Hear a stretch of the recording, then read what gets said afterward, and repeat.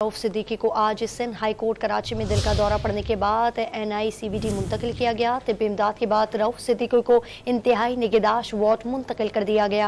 उनकी हालत कैसी है बताएंगे डॉन न्यूज़ के नुमाइंदे आसिम खान जो मौजूद हैं NICBD के प्रोफेसर डॉक्टर अब्दुल हकीम के साथ। जी आसिम, कैसी तबीयत है इस वक्त MKM रहनुमा रऊफ सिद्दीकी की?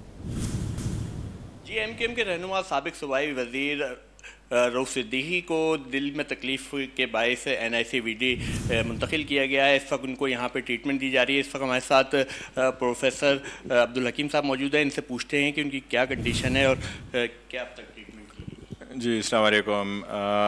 अभी अल्हम्दुलिल्लाह ही स्टेबल आए थे दिल के दौरों के साथ। हमने इनकी एंजियोप्लास्टी की, आर्टरी अभी खुल गई है, ही हैज़ गुड फ्लो, लेकिन first 24 to 48 hours are critical.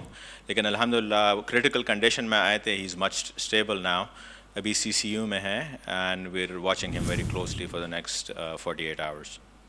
जी आपने बात सुनी और डॉक्टर का बताना है कि यहाँ पर क्रिटिकल कंडीशन में उनको लाया गया था, लेकिन अब उनकी हालत जो है ख़तरे से बाहर है। और बताते चलूँ कि आज सुबह जो है सिंध हाई कोर्ट में वो पेशी के लिए गए थे और वहीं पे उनकी तबीयत ख़राब होने पे उन्हें फौरी तौर पर यहाँ लाया गया था। ताहम अच्छी खबर यह है कि अब उनकी हालत ख़तरे से बाहर है और उन्हें ट्रीटमेंट दी जा रही है।